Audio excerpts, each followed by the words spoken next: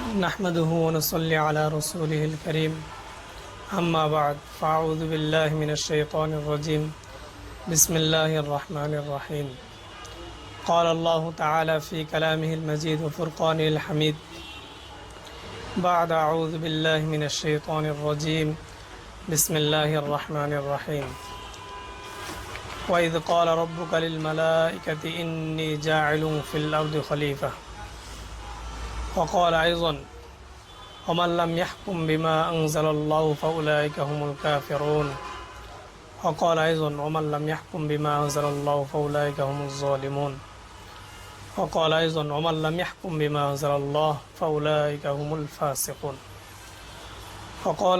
وقال رسول الله صلى الله عليه وسلم بني الإسلام على خمس شهادة أن لا إله إلا الله وأن محمد رسول الله وإقام الصلاة وإيتاء الزكاة وصوم رمضان وحج البيت من استطاع إليه سبيلا أو كما قال عليه الصلاة والسلام بارك الله لنا ولكم في القرآن العظيم ونفعنا وإياكم بما فيه من الآيات والذكر الحكيم أقول ما تسمعون فاستغفر الله لي ولكم ولسائر المسلمين মহান আল্লাহ তাআলার অসংখ্য অগণিত শুকরিয়া যে মহান রব্বুল আলামিন আমাদেরকে এমন একটি সময়ে কিছু কথা শোনার এবং বলার জন্য তৌফিক দান করেছেন যে সময়ে মানবতার ভুলুণ্ঠিত হচ্ছে, আল্লাহর দিন আল্লাহর জমিনে বাস্তবায়ন হচ্ছে না, এমন সময়ে কিছু কথা আমাদের জন্য খুবই বলা গুরুত্বের দাবিদার রাখে। আমি মোহাম্মদ সোহেল আহমদ, আমি হেফজ শেষ করেছি আলহামদুলিল্লাহ, তারপর দাওরা শেষ করেছি এবং একটা কমপ্লিট করেছি আলহামদুলিল্লাহ। তো আমাদের আজকের মূল আলোচ্য বিষয় হলো মানব জীবনে ইসলামী খেলাফতের প্রয়োজনীয়তা। তো আল্লাহ রাব্বুল আলামিন চাহে তো এই বিষয়ে সংক্ষিপ্ত আলোকপাত করব। প্রথমে আমরা যেরকমভাবে বলেছিলাম যে আল্লাহ রাব্বুল আলামিন কোরআনে হাকিমের মধ্যে ইরশাদ করেছেন যে নিশ্চয়ই আমি জমিনের মধ্যে আমার প্রতিনিধি পাঠাবো, এবং অন্য আয়াতে আল্লাহ রাব্বুল আলামিন বলছেন যে ইন্নী জাইলুন ফিল আরদি খলিফা, নিশ্চয় আমি জমিনে আমার প্রতিনিধি প্রেরণ করব। তো প্রতিনিধি প্রেরণ করার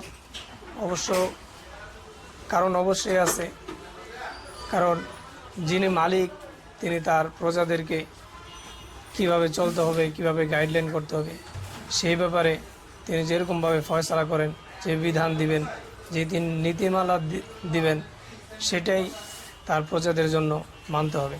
যেহেতু আল্লাহ রাব্বুল আলামিন আমাদের সৃষ্টিকর্তা, তিনি বলেছেন যে আমি মানব এবং জিন জাতিকে সৃষ্টি করেছি শুধুমাত্র আমার ইবাদতের জন্যই। তো যেহেতু তিনি সৃষ্টিকর্তা, তাই আমরা তার সৃষ্ট হিসাবে তিনার বিধানকে আমরা পালন করতে হবে, আঁকড়িয়ে ধরতে হবে। তো এই বিধান পালন করার জন্য কিছু গাইডলাইন আছে, সেই গাইডলাইন ফলো করতে হবে আমাদের রাসূল আকরাম সাল্লাল্লাহু আলাইহি সাল্লামের নির্দেশিত পন্থায়, এবং তিনি যেই কর্মপন্থা বাতলিয়ে দিয়েছেন সেভাবে। তো এইভাবে আল্লাহ রাব্বুল আলামিন এক আয়াতের মধ্যে বলেছেন যে ব্যক্তি আল্লাহ রাব্বুল আলামিন যা কিছু অবতীর্ণ করেছেন তা অনুযায়ী ফয়সালা করে না, সে কাফের। এরকমভাবে আরেক আয়াতে বলছেন সে জালেম, আরেক আয়াতে বলছেন সে ফাসেক।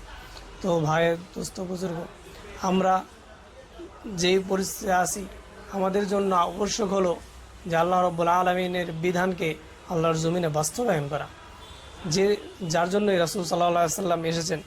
যে আল্লাহ বলেন হুয়াল্লাযী আরসালা রাসূলাহু বিল হুদা ওয়া দীনিল হক, যে সেই মহান সত্তা যিনি তার স্বীয় রসুলকে সত্যসহ, হেদায়েতসহ এবং সত্য দিন সহ প্রেরণ করেছেন। এই জন্যই প্রেরণ করেছেন লিইয়ুযহিরাহু আলাদ-দীনি কুল্লি, যেন সমগ্র ধর্মের উপরে, সমগ্র মতবাদের উপরে এই ধর্ম সবচেয়ে উঁচু হয় এবং সমাজের মধ্যে প্রতিষ্ঠিত হয়। এবং শেষে বলেছেন ওয়ালাউ কারিহাল মুশরিকুন, যদিও মুশরিকরা এটাকে অপছন্দ করে। তাতে আমাদের বোঝা যায় যে আমাদের সামগ্রিক জীবনে ইহলৌকিক এবং পরলৌকিক মুক্তির জন্য আমাদের ইসলামী খেলাফত বা ইসলামী রাষ্ট্র ব্যবস্থা প্রতিষ্ঠা খুবই প্রয়োজন। তাহলে নির্ভেজাল তাওহীদ এবং শিরিক মুক্ত ঈমান নিয়ে যখন আমরা হালাল হারাম উপার্জনের নিশ্চয়তায় সমগ্র জাতি এক এবং একতাবদ্ধ হয়ে আল্লাহ রাব্বুল আলামিনের রজ্জুকে ধারণ করবে, তখন অবশ্যই তারা সফলকাম হবে, তখন তারা বিফলকাম হবে না। কেননা এই বিধান যে ব্যক্তি অবলম্বন করবে, আল্লাহ রাব্বুল আলামিন তাদের জন্য ঘোষণা দিয়ে দিয়েছেন ওয়াদাল্লাহুল্লাযীনা আমানু মিনকুম ওয়া আমিলুস সালিহাত। আল্লাহ রাব্বুল আলামিন ঘোষণা দিচ্ছেন তোমাদের মধ্যে যারা সৎ কাজ করবে তাহলে তাদেরকে আমি লা আস্তাখলিফান্নাহুম ফিল আরদ, অবশ্যই এই জমিনের মধ্যে খেলাফতের দায়িত্ব তাদেরকে দিব, তাদেরকে প্রতিনিধি বানাবো। কামাস্তাখলাফাল্লাযীনা মিন ক্বাবলিহিম, যেরকমভাবে ইতিপূর্বে তাদের পূর্বে দেওয়া হয়েছিল। এবং ওয়ালাউমাক্কিনান্না লাহুম দীনাহুমুল্লাযী ইরতাদা লাহুম ওয়ালা ইউবাদদিলান্নাহুম মিন বা'দি খাউফিহিম আমনা, এবং আল্লাহ রাব্বুল আলামিন তাদের উপর সন্তুষ্ট হয়ে যাবেন এবং তাদেরকে ভয়ের পরে নিরাপত্তা দান করবেন। আমরা যদিও ভয়ের মধ্যে হয়তো থাকতে পারি, কিন্তু আল্লাহ রাব্বুল আলামিনের বিধান যখন নাজিল হয়ে যাবে, আল্লাহ রাব্বুল আলামিনের বিধান অনুযায়ী যখন আমরা চলতে থাকব, তখন আমাদের মধ্যে আর কোনো ভয় থাকবে না।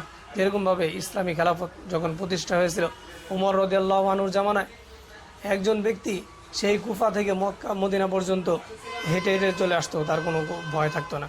এটা রাসূল সাল্লাল্লাহু আলাইহি সাল্লামের বক্তব্য থেকেও আসছে, হাদিস থেকেও আসছে। তো এই জন্যই আমাদের উচিত হলো আমরা আমাদের যতটুকু সাধ্য আছে সেই সাধ্য অনুযায়ী আমরা আমাদের চেষ্টা প্রচেষ্টা চালিয়ে যাব। এই জন্য আল্লাহ রাব্বুল আলামিন বলছেন যে ওয়াইদু লাহুম মাস্তাতাতুম মিন কুওয়া, তোমাদের সর্বাত্মক শক্তি নিয়োগ করে তোমরা প্রস্তুত থাকো। ওমির রিবাদিল খায়ল, এবং তোমরা ঘোড়া প্রস্তুত রাখো। তুরহিবুনা বিহি আদুওয়াল্লাহি ওয়া আদুওয়াকুম, এগুলোর মাধ্যমে তোমরা তোমাদের শত্রুকে এবং আল্লাহ রাব্বুল আলামিনের শত্রুকে তোমরা ভয় দেখাবে।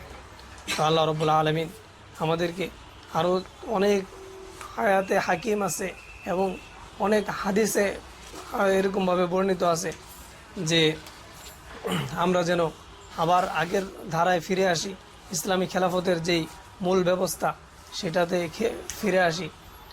ইসলামী ইমারত যাতে প্রতিষ্ঠিত হয়ে যায়, এই জন্য আমাদের প্রত্যেকের চেষ্টা প্রচেষ্টা অব্যাহত থাকতে হবে। কারণ একসময় এমন ছিল যে প্রথম হিজরিতে রাসূল আকরাম সাল্লাল্লাহু আলাইহি ওয়াসাল্লাম যখন মদিনা হিজরত করেছেন, তখন মদিনা সনদ, ঐতিহাসিক মদিনা সনদ কায়েম হয়েছিল। যেই মদিনা সনদের মধ্যে মূল ব্যবস্থাপত্র হিসাবে কাজ করেছে যে মদিনায় বসবাসরত মুসলিম এবং অমুসলিমদের মধ্যে ভ্রাতৃত্ব, সাম্প্রদায়িক সম্প্রীতি এবং সব গোত্রের মধ্যে সুশাসন প্রতিষ্ঠার লক্ষ্যে মুহাম্মদ সাল্লাল্লাহু আলাইহি ওয়াসাল্লাম কর্তৃক সম্পাদিত এই মদিনা সনদের মধ্যে 47টি ধারা ছিল। এই ধারা সম্বলিত 47টি ধারা সম্বলিত চুক্তি বা সনদই হলো পৃথিবীর ইতিহাসে প্রথম সনদ এবং বিশ্বের ইতিহাসে এটির প্রথম লিখিত এবং সংবিধান, যা 622 খ্রিস্টাব্দে প্রণীত হয়। তো আল্লাহ রাব্বুল আলামিনের যে বিধান আছে সেই বিধান অনুযায়ী আমরা যদি চলতে পারি এবং চলার চেষ্টা করি, তাহলেই দেখা যাবে যে আমরা ইনশাল্লাহ আবার আল্লাহ রাব্বুল আলামিনের দেওয়া যে বিধান সেই বিধানকে সমাজের মধ্যে বাস্তবায়ন করতে পারবো। এখানে একটা প্রশ্ন আসে যে রাসূল আকরাম সাল্লাল্লাহু আলাইহি ওয়াসাল্লামকে তো মক্কার জমিনে এভাবে ইসলামী দাওয়াত থেকে নিবৃত করার জন্য অনেক কিছু বলা হয়েছে যে আরবের সমগ্র শাসনভার আপনার হাতে দিয়ে দিব, আরবের যত সুন্দরী নারী আছে সবচেয়ে সুন্দরী নারীকে আপনার সাথে বিয়ে দিয়ে দিব। কিন্তু রাসূল আকরাম সাল্লাল্লাহু আলাইহি ওয়াসাল্লাম এগুলোকে প্রত্যাখ্যান করে বলেছেন, এক হাতে চন্দ্র আর আরেক হাতে যদি সূর্যকেও এনে দেওয়া হয়, তবুও আমি আমার দাওয়াত থেকে আমি পিছপা হব না। তবে যখনই মদিনায় আসলেন তখনই আল্লাহ রাব্বুল আলামিনের পক্ষ থেকে কেতালের আয়াত এসেছে। ওই কেতালের আয়াতের মাধ্যমে পরবর্তীতে তিনি ইসলামী সাম্রাজ্যকে বিস্তার করেছেন। তো এটা এই কারণেই যে অনইসলামিক রাষ্ট্র ব্যবস্থার আওতায় শাসন ক্ষমতা নিলেও জনগণের যেই মন মানসিকতা আছে সেটা সে জবাবদিহিতামূলক ব্যবস্থা আসবে না। না আসার কারণেই দেখা যায় চার চরিত্রের মধ্যে সংশোধন আসবে না। তাই চার চরিত্রের মধ্যে যাতে সংশোধন আসে, এই জন্যই ইসলামী খেলাফতের ব্যবস্থা। এবং ইসলামী খেলাফত ব্যবস্থায় প্রত্যেকটা মানুষের, এমনকি একটা জীবজন্তুরও তার রাষ্ট্রের তার নিরাপত্তা আছে, জীবনের নিরাপত্তা আছে। এই জন্য আমরা আল্লাহ রাব্বুল আলামিনের যে দেওয়া বিধান আছে সেটা পালন করার চেষ্টা করব। তাহলেই আমরা ইনশাআল্লাহ এই খেলাফতের যেই ঝান্ডা বুলন্দ করার ইচ্ছা পোষণ করতেছি এবং আল্লাহ রাব্বুল আলামিনের দেওয়া যে বিধানকে সমুন্নত করার চেষ্টা করতেছি। আল্লাহ রাব্বুল আলামিন আমাদেরকে এটার প্রতি সুপ্রতিষ্ঠ করবেন। এবং তিনি যে আয়াতটা বলেছেন সূরা নূরের 56 নম্বর আয়াত, যে ওয়াদাল্লাহুল্লাযীনা আমানু মিনকুম ওয়া আমিলুস সলিহাত লা ইস্তাখলিফান্নাহুম ফিল আরদ, যে আমি তোমাদের মধ্যে যারা ঈমান আনবে এবং সৎ কার্য করবে, হ্যাঁ, তাদেরকে আল্লাহ রাব্বুল আলামিন ওয়াদা করতেছেন তিনি তাদের পৃথিবীতে খেলাফত অর্থাৎ আল্লাহর প্রতিনিধিত্বমূলক শাসন ব্যবস্থা তিনি তাদেরকে দান করবেন, যেভাবে তাদের পূর্ববর্তীদের খেলাফত দান করেছেন। তো ওই আয়াতে আল্লাহ তাআলা ঈমান আনার পরেই সৎকর্ম করার আদেশ দিয়েছেন। হ্যাঁ, কারণ সৎকর্ম বলতে দুইটা আছে, একটা হলো হুকুকুল্লাহ আর একটা হলো হুকুকুল ইবাদ।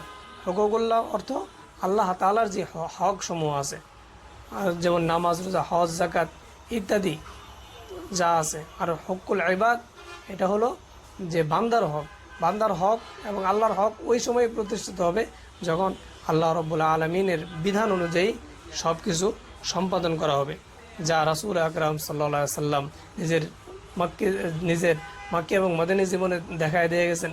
এবং সাহাবায়ে কেরাম রাদিয়াল্লাহু আনহুম আজমাইন ওনারা ওনাদের জীবনের সর্বশেষ রক্তবিন্দু পর্যন্ত পরাকাষ্ঠা দেখায় দিয়ে গেছেন।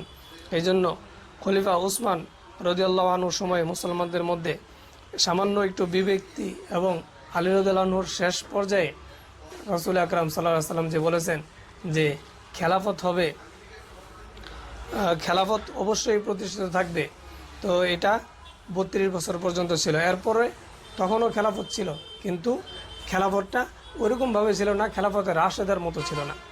তো এই জন্যই আমরা অনেকে ধারণা করতে পারি যে খেলাফত তো শেষ না, খেলাফত শেষ হবে না, বরং হয়তো খেলাফতের রাশেদার অনুরূপ হবে না, কিন্তু যেহেতু আল্লাহ রাব্বুল আলামিন বলেছেন ইন্নী জাইলুন ফিল আরদি খলিফা, এই হিসাবে আমরা ইস্তেদলাল পরবর্তী উলামায়ে কেরামগণ এবং মুফাসসিরিনে কেরাম এটা করেছেন যে যারাই আল্লাহ রাব্বুল আলামিনের বিধানকে আঁকড়ে ধরবে তাদের মাধ্যমে আল্লাহ রাব্বুল আলামিন স্বীয় জমিনে তার বিধানকে অবশ্যই বাস্তবায়ন করবেন।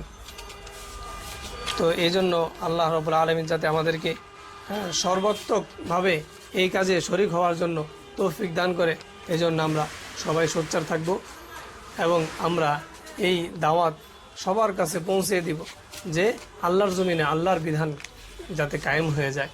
এই জন্য আমরা রাসূল সাল্লাল্লাহু আলাইহি সাল্লামের ওই হাদিসটি ফলো করব, বাল্লিগু আন্নী ওয়ালাউ আয়া, যে আমার পক্ষ থেকে একটি বাণী হলেও অপরজনের কাছে পৌঁছে দাও।